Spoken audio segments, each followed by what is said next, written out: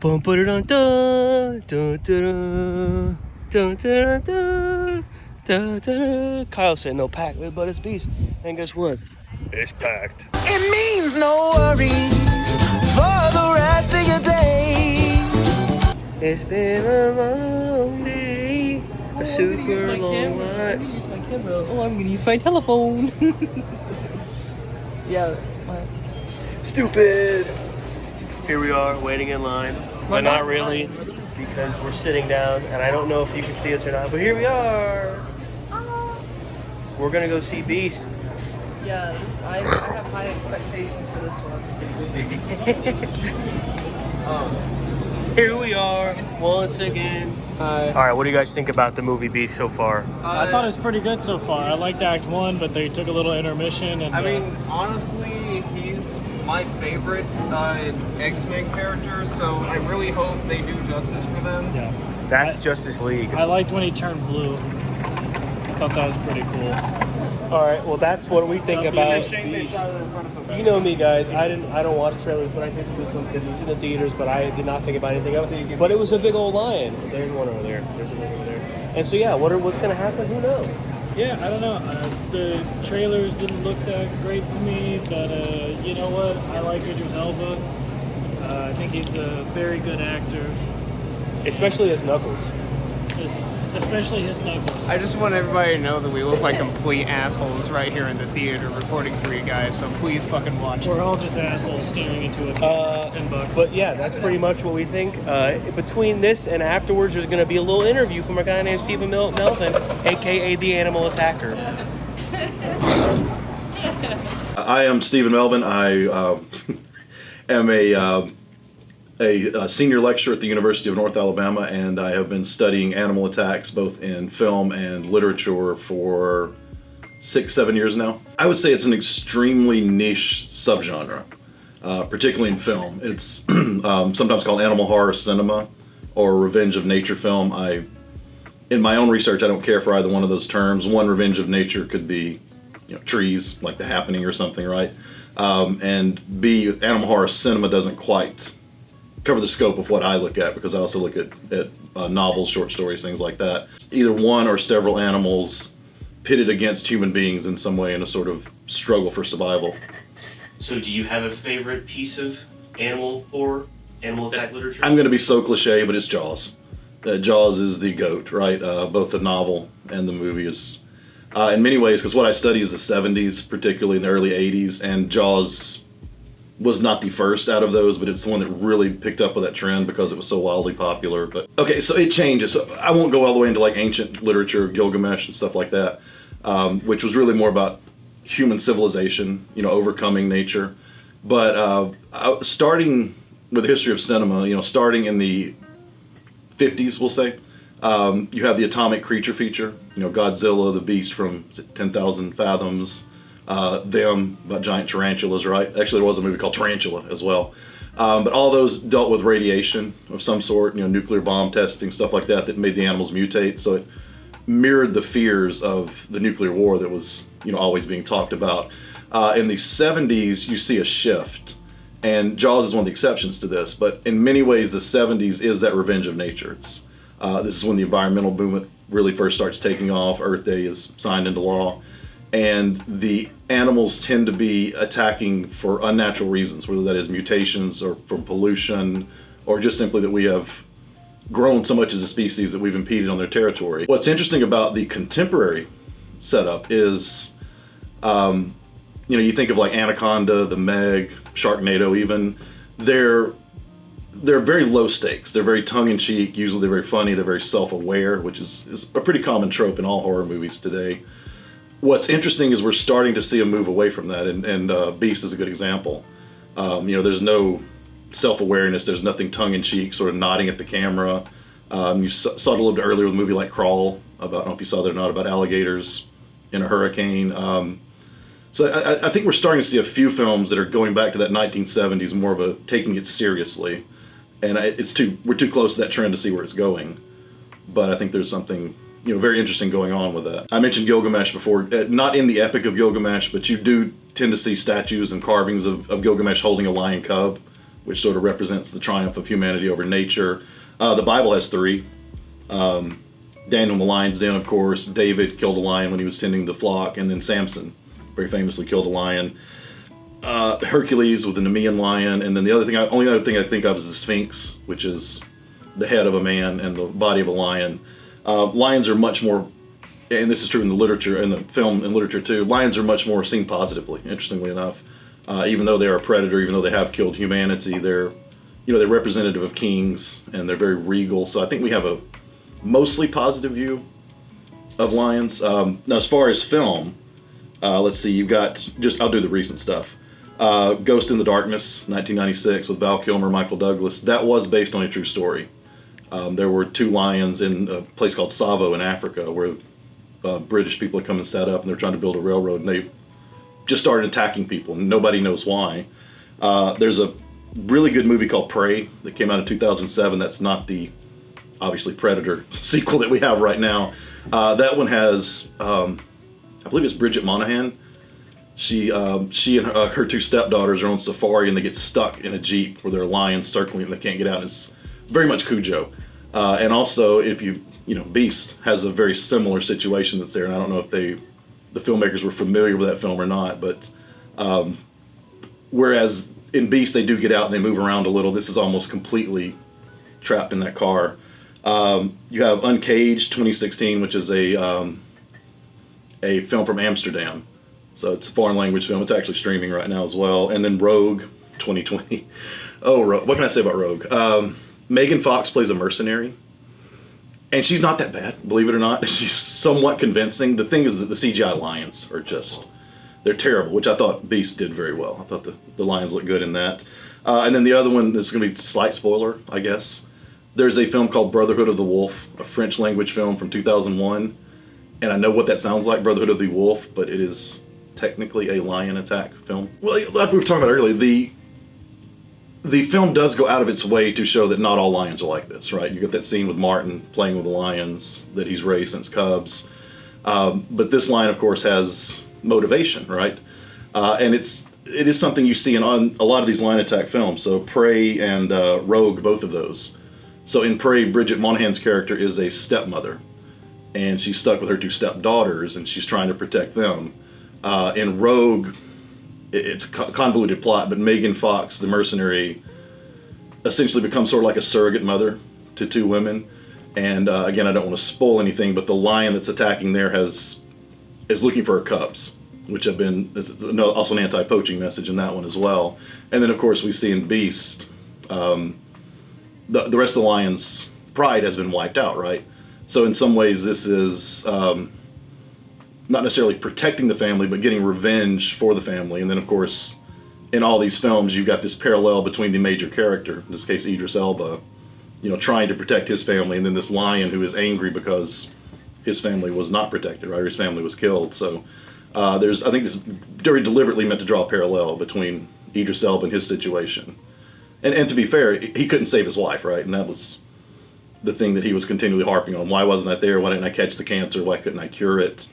And this lion, of course, was unable to protect his pride, rather. So I think there's a very deliberate parallel and a strange message about parenting that comes with all these films. Again, I'm no biologist, but I have done a lot of study of animals and animal behavior for this, this line of research. And lions just don't do that. They can go, they call it go rogue and start attacking humans from time to time. But you're never going to see a lion just say, oh, you killed all my pride, so I'm going to go after revenge and kill every single human being that I see. And I think even, it was one of the daughters at one point said that this is really strange behavior for a lion, that's maybe the one sort of breaking of the fourth wall and subtly nodding sort of meta reference to, this is really a silly plot when it comes down to it. Which I also thought, when Martin's laying there wounded, he tells the whole story of why the lion's attacking and sort of reads all these motivations, and I'm like, how do you know that? This is clearly a contrivance for the plot and nothing else to sort of give us motivation for it. Okay. Even human blood, they don't care about humans. Sharks need a lot of fat because they consistently have to swim. If they stop, they'll die. They'll stop breathing. So a shark may accidentally attack a human thinking it's a seal or something, but once it takes a bite, it's like, no, that's not enough meat on the bones. So when Peter Benchley wrote Jaws, he had all these preconceived notions and he didn't really research them. He just put it out there. Of course, sharks attack boats. You know, of course, sharks will attack humans all the time. So he even said in his later years he regretted writing that all completely because it led to such a fear of sharks and sort of a lack of appreciation for just how amazing of creatures they are and how important they are to the ecosystem. But even in the book Jaws, the marine biologist Hooper. Hooper has a line, I'm going to butcher it, but I'll paraphrase it. He says something like, you can't go out on half-cocked looking for vengeance on a fish. It's just a fish. It's doing what instinct tells it to do. And that is very different from Beast, where we actually have, it's almost like he's a human killer. We have motivation for why he's doing what he's doing. Probably worth noting, have you seen Jaws the Revenge, the fourth Jaws? I have not. You have not missed anything. It's terrible. But in that, the shark is literally following the family of Brody to try to get revenge for his family. And I've got the novelization up here. If you read it, it doesn't explain this in the film, but it's something about like the shark was possessed by voodoo and was going on this revenge film. I'll probably be unique on this. I liked the film. There were many issues.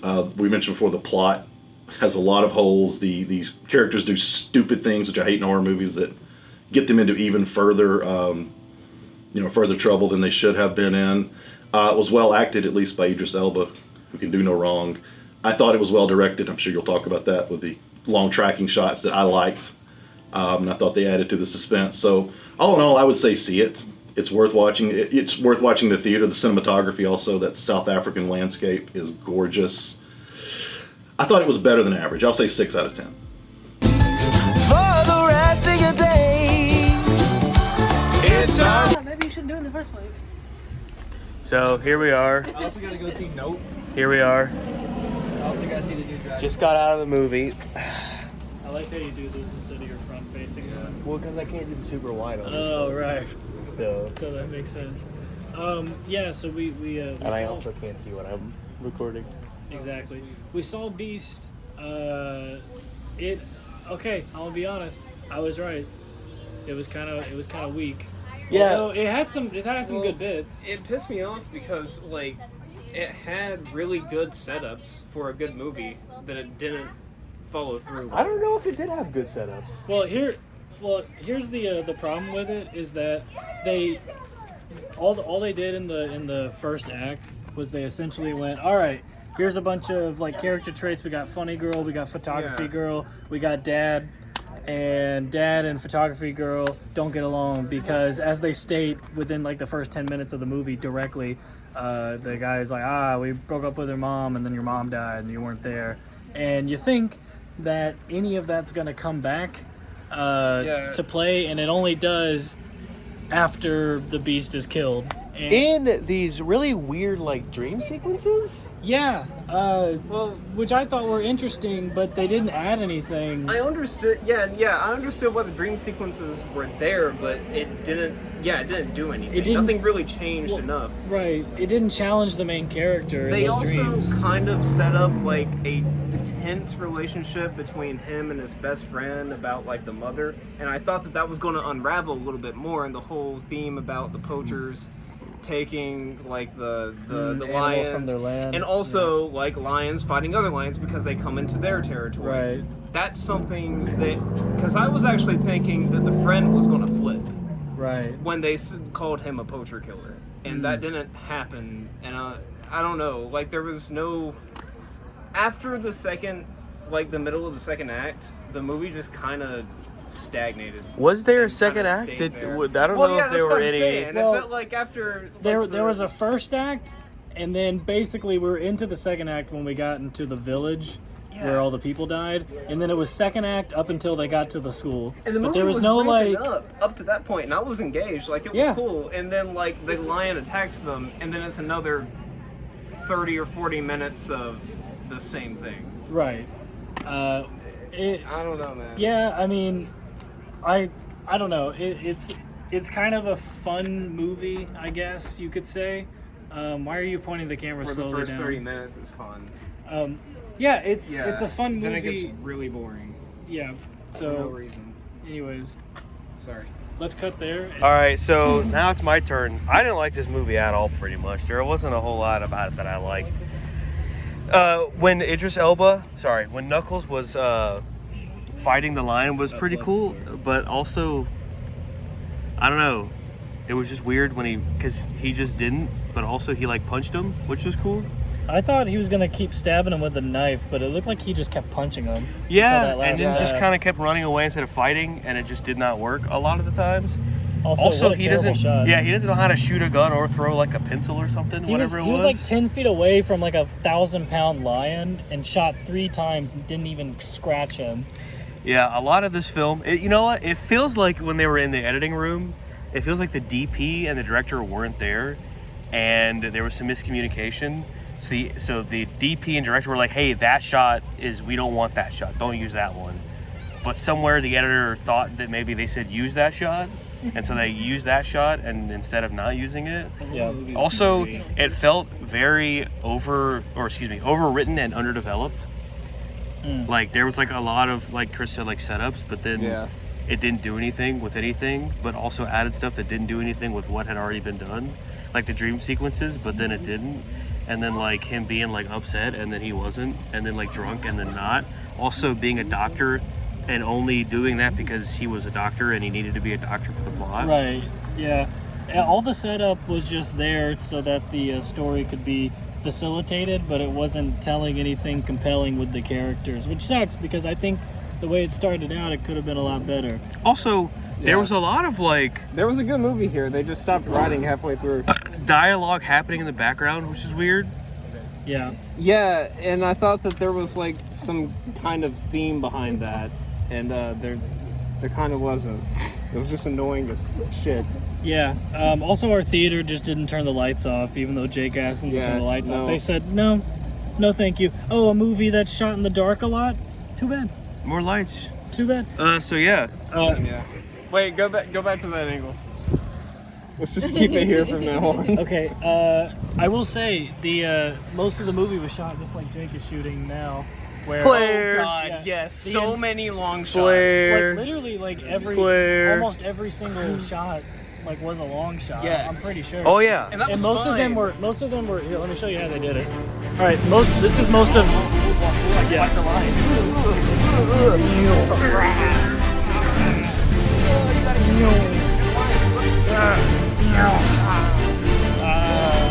Yeah, that.